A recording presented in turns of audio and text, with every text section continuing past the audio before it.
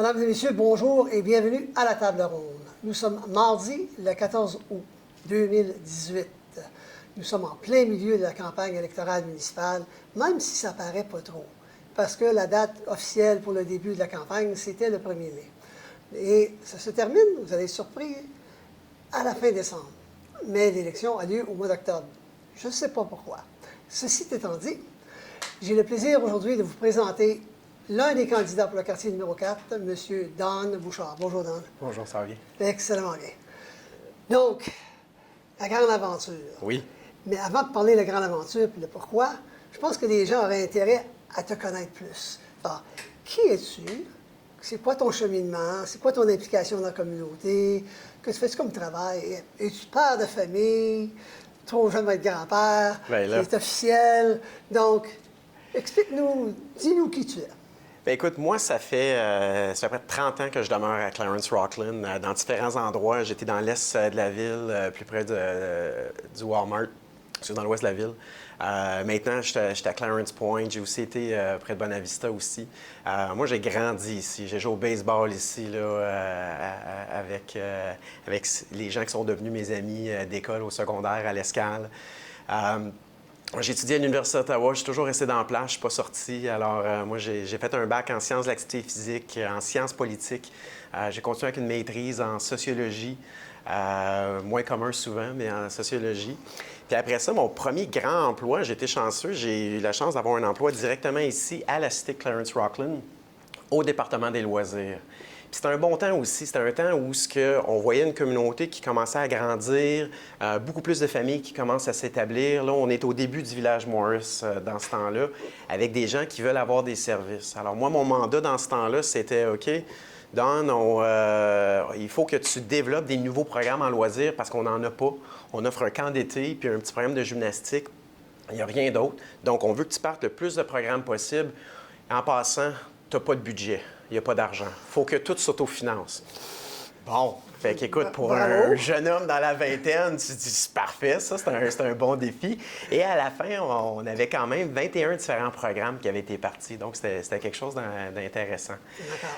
Cette belle expérience-là m'a permis d'avoir un autre emploi au Collège La Cité, à Ottawa. Donc, je suis devenu professeur dans le programme de loisirs à la Cité pendant de nombreuses années, là, presque 10 ans. Malheureusement, le programme a fermé. On a eu moins d'intérêt pour le programme.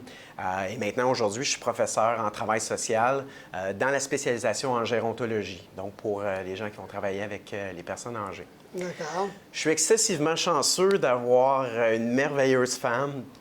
Ma femme Marie-Ève et moi, qu'on s'est installés, on s'est bâti une belle maison et on a 3 merveilleux enfants qu'on adore énormément. Liam, 6 ans, Elsa, 4 ans et le petit Élie qui va avoir 2 ans dans quelques semaines. Alors, on est une famille très occupée. Et puis, on est une famille très active aussi. Là. Mes enfants sont impliqués dans le sport. On fait autant de la gymnastique, du patin. Et maintenant, suivent aussi les traces de papa qui était beaucoup impliqué dans le soccer. Je suis directeur technique pour le club de soccer ici à Rockland. Le club compétitif ou? Le club lui-même a les 2 volets. Alors, il y a l'aspect récréatif. Et dans le volet récréatif, moi, je suis responsable des équipes qu'on dit micro, là, le U4, alors nos petits amis de 3-4 ans jusqu'aux amis de 8 ans. Donc, je m'occupe de cette programmation-là. Et au niveau technique, je m'occupe du développement des entraîneurs dans le compétitif et le développement des équipes dans le compétitif. D'accord. Moi, j'ai une licence B provinciale en coaching. Alors, j'ai fait beaucoup de temps avec le soccer, avec le Fury à Ottawa également. Donc, j'ai été autour de grands entraîneurs et de grands leaders aussi à ce niveau-là. Également. OK. Donc, tu es impliqué dans la communauté, tu es père de famille, tu as différents degrés intéressants. Et puis, ça, tu as travaillé pour la municipalité pendant 3 ans de temps. Là, ça fait une douzaine d'années que tu es parti à peu près. Et puis, là, le goût de te lancer en politique, ça vient d'où? Bien, moi, j'ai fait mon bac en politique à l'Université d'Ottawa, mais l'autre chose aussi, c'est que j'ai travaillé durant mes études comme page au Sénat, dans le Parlement. Donc, j'ai été 2 ans à travailler dans l'édifice du centre, à voir les sénateurs à chaque jour, les membres du Parlement. C'est dans le temps de Jean Chrétien, qui était le premier ministre. Et puis j'ai eu la chance de courtiser toute cette ambiance-là de la Chambre des communes et du Sénat. Donc ça fait longtemps que j'ai la piqûre de ça. J'ai participé à Forum pour jeunes Canadiens aussi quand j'étais étudiant ici à l'Escale. Fait que donc la piqûre de la politique est venue, ça fait longtemps. Mais pour se lancer en politique, il faut attendre un peu en termes du bon moment. Puis des fois, quand on est trop jeune ou on est plus jeune, ben on n'est pas tout placé encore. On n'a peut-être pas l'expérience qu'on devrait avoir. Là, j'admets avoir eu 40 ans cette année. Je ne suis pas obligé de te le demander. Ah, je peux le dire quand même. Donc, j'admets avoir eu 40 ans cette année, puis être capable de dire, regarde, avec le bagage que j'ai, les études, j'ai d'autres études récentes aussi que j'ai faites en gestion de changement puis en développement communautaire. Regarde, je suis prêt, puis je regarde mes enfants, je regarde moi depuis 30 ans qui est dans la municipalité. Moi, je veux s'assurer qu'on s'en va dans la bonne direction. Il y a des choses qui vont bien ici, puis il y a des choses qu'il faut encourager à avoir. Il y en a d'autres qui vont moins bien. Puis moi, je veux m'assurer que ça va bien. Un, pour moi et ma femme, on est une jeune famille, mais surtout pour mes enfants qui vont être ici longtemps encore. On espère. Les garder proches. Oui.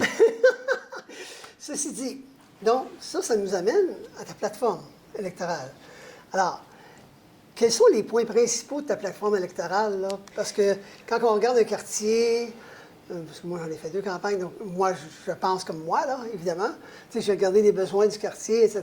J'ai regardé certains besoins de la municipalité.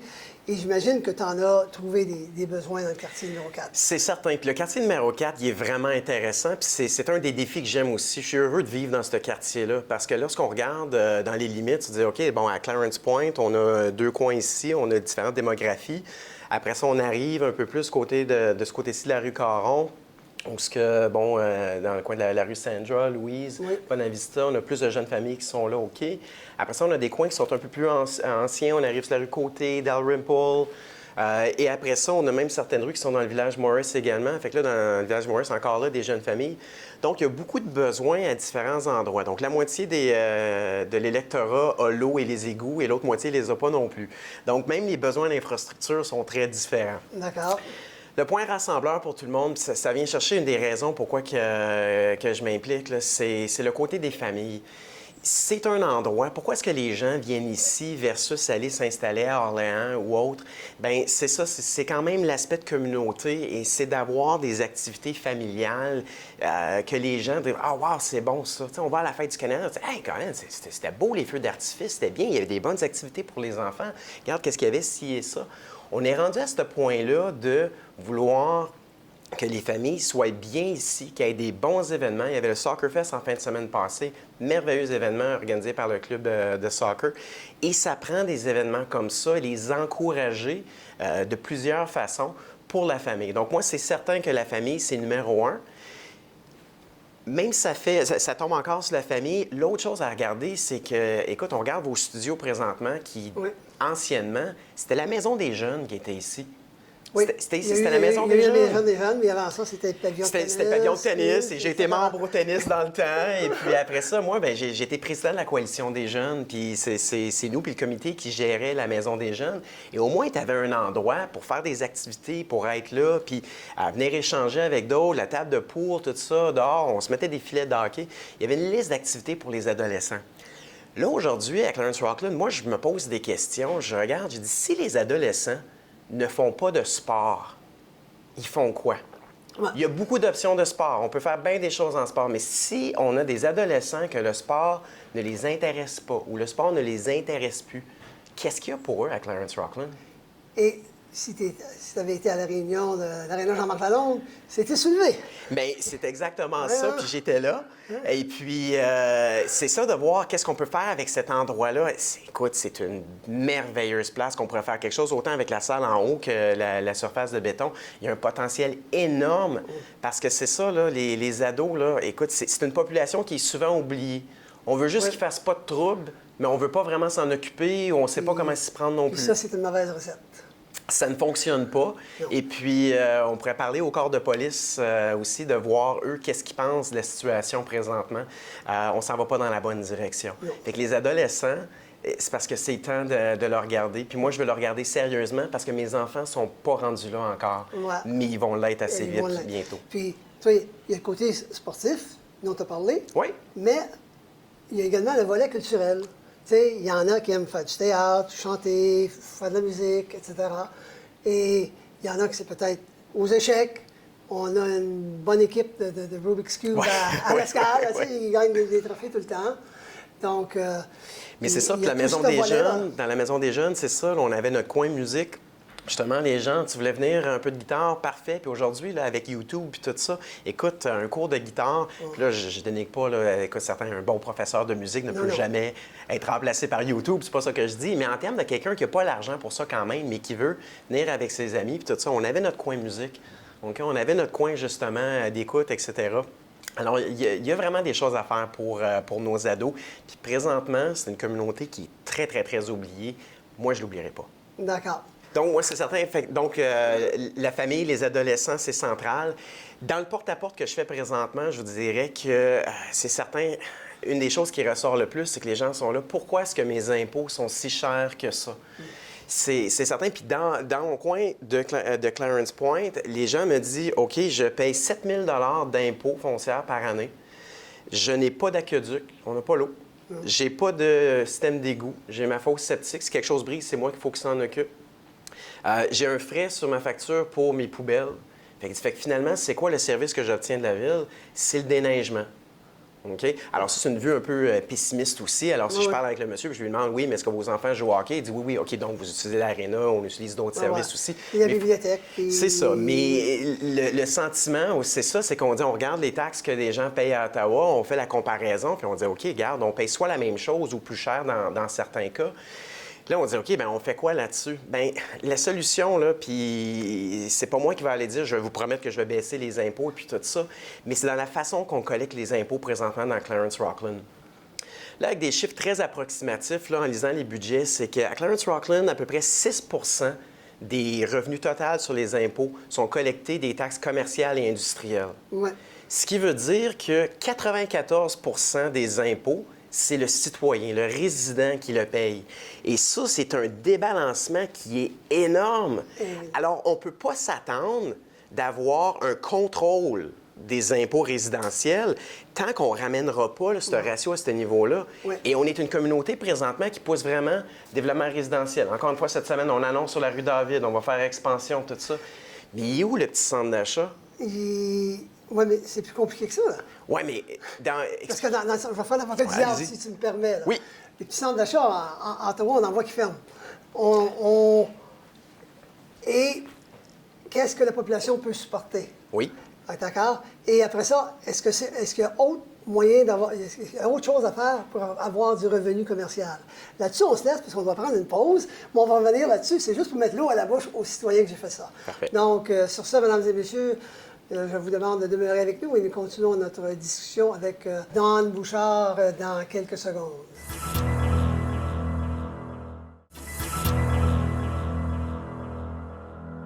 Merci d'être demeurés avec nous, mesdames et messieurs. Nous continuons notre discussion avec le candidat Don Bouchard, candidat pour le quartier numéro 4. Avant la pause, on parlait de facteurs économiques, de revenus économiques pour la municipalité.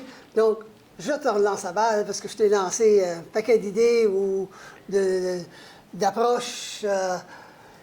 Et c'est toi le candidat.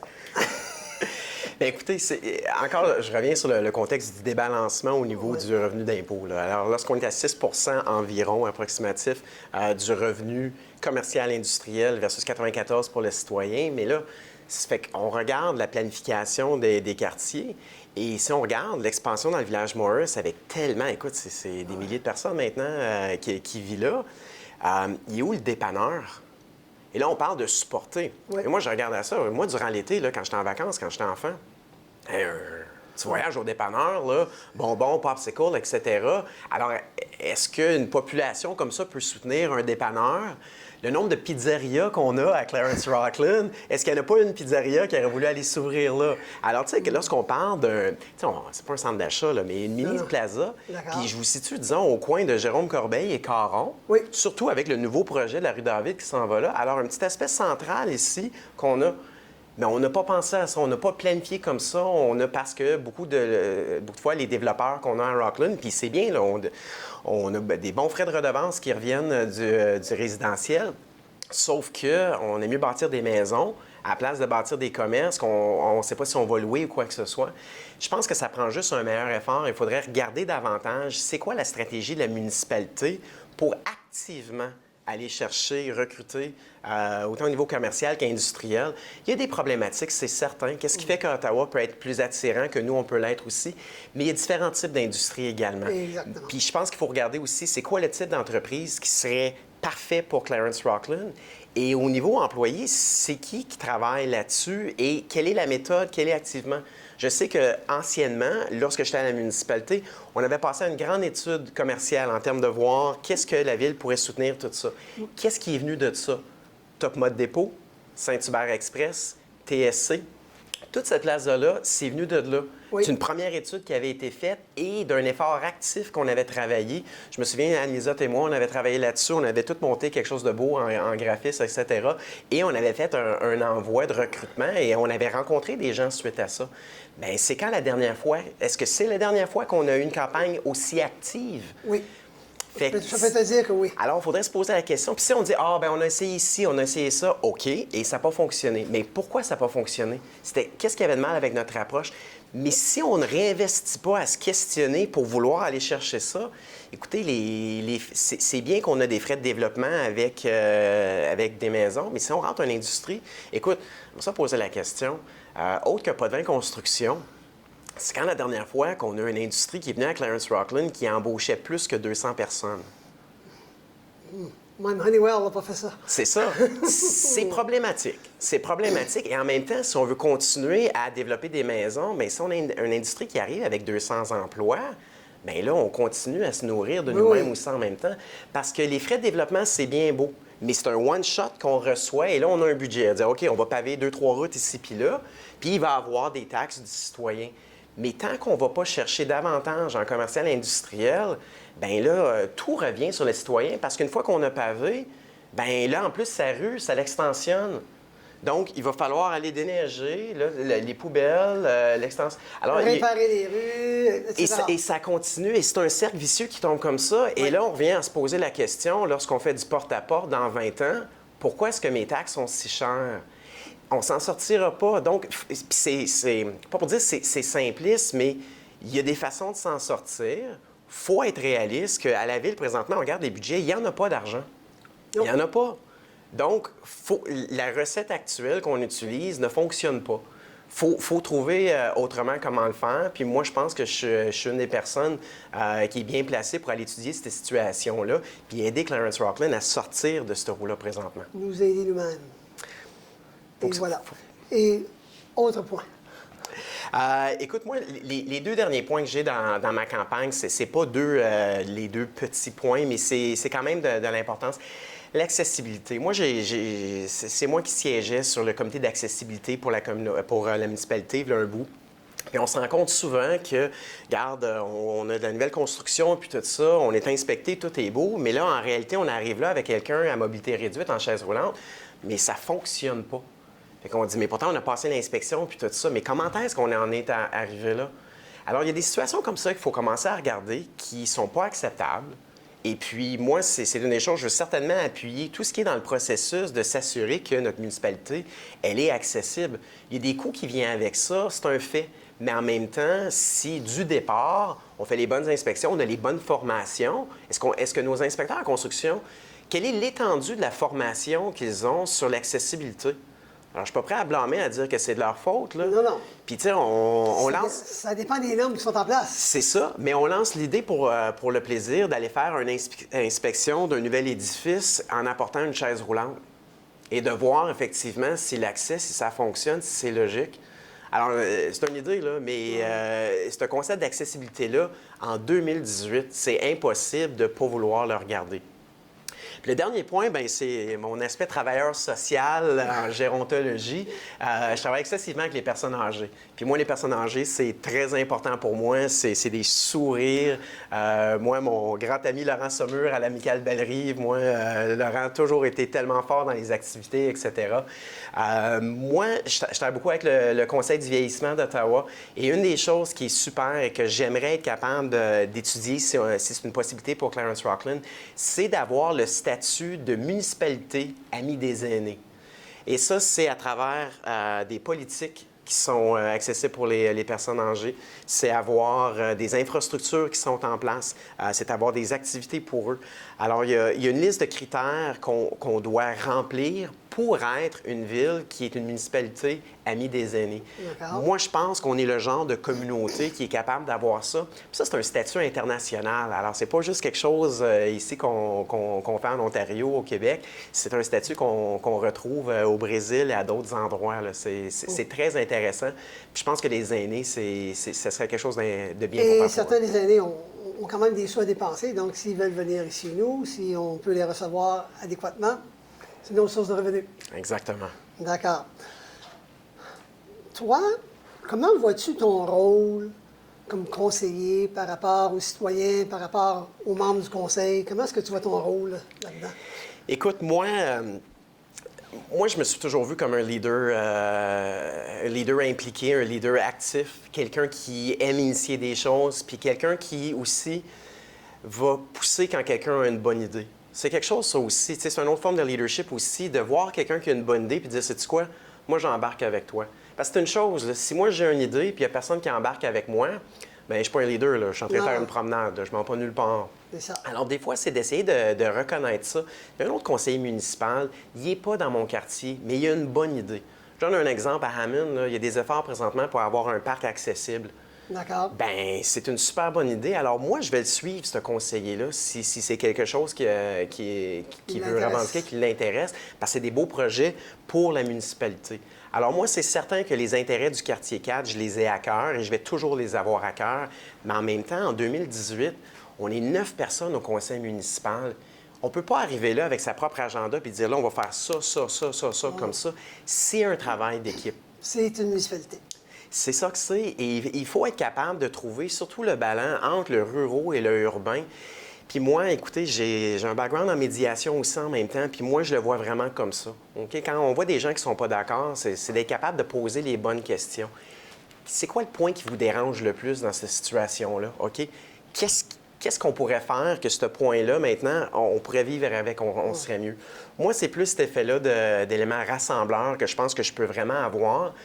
Puis là aussi, je me dis, regarde, si j'arrive dans le bureau d'un directeur à la municipalité et dire, hey, écoutez, là, je parlais avec des résidents, là, on a une super bonne idée pour un projet. Mais moi, je veux que ce directeur-là il dise, hey, Don, viens-t'en, c'est super, là, j'aime ça travailler avec toi. On est capable d'accomplir des belles affaires ensemble, là, on fait une belle équipe.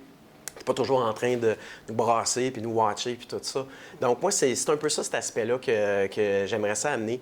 Vraiment l'aspect de collaboration, suivre les bonnes idées, faire du pouce sur les bonnes idées. Amener des gens à suivre mes bonnes idées à moi aussi. Mes citoyens, ceux que je parle présentement, ils ont des super bonnes idées. Puis moi, c'est ça que je veux apporter là. D'accord. Là, tu nous as présenté plusieurs choses.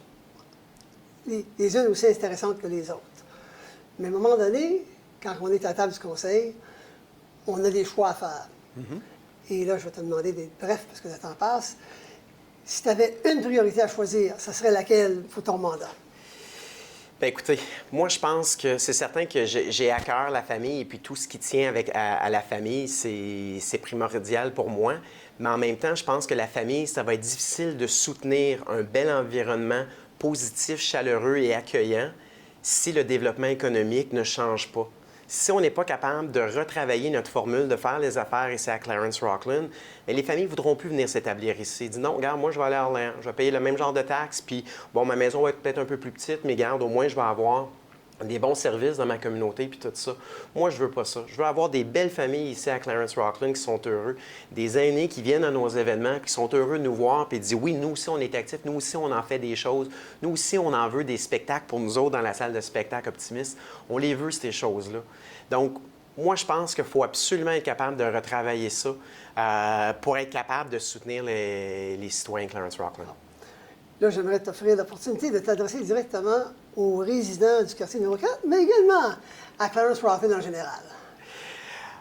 Écoutez, Moi, le bagage que j'amène à l'hôtel de ville, puis je pense que c'est un bagage qui va faire énormément de bien, c'est vraiment une belle énergie positive.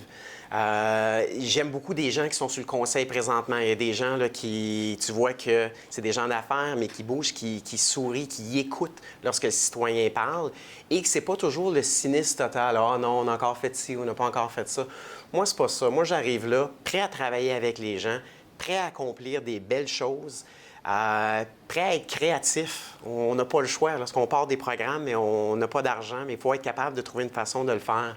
Donc moi, je pense que c'est un vent de fraîcheur que j'apporte à voir quelqu'un qui est quand même jeune, dynamique et qui est prêt à aider les gens, puis qui est prêt à travailler pour Clarence Rocklin. Bon, bien, merci beaucoup, Don. Merci, Bonne chance en campagne électorale. Merci beaucoup. Puis, mesdames et messieurs, n'oubliez pas, à la dernière élection municipale, vous allez m'entendre le dire souvent, seulement 43 des gens se sont prévalus de leur droit de vote. Pour moi, c'est pas acceptable. Je vous encourage donc à encourager vos amis, vous-même, à aller voter le 22 octobre. Mais évidemment, vous avez du 17 au 22, vous n'avez pas de raison de ne pas voter. Donc, sur ce, merci d'avoir été là avec nous et je vous dis à la prochaine.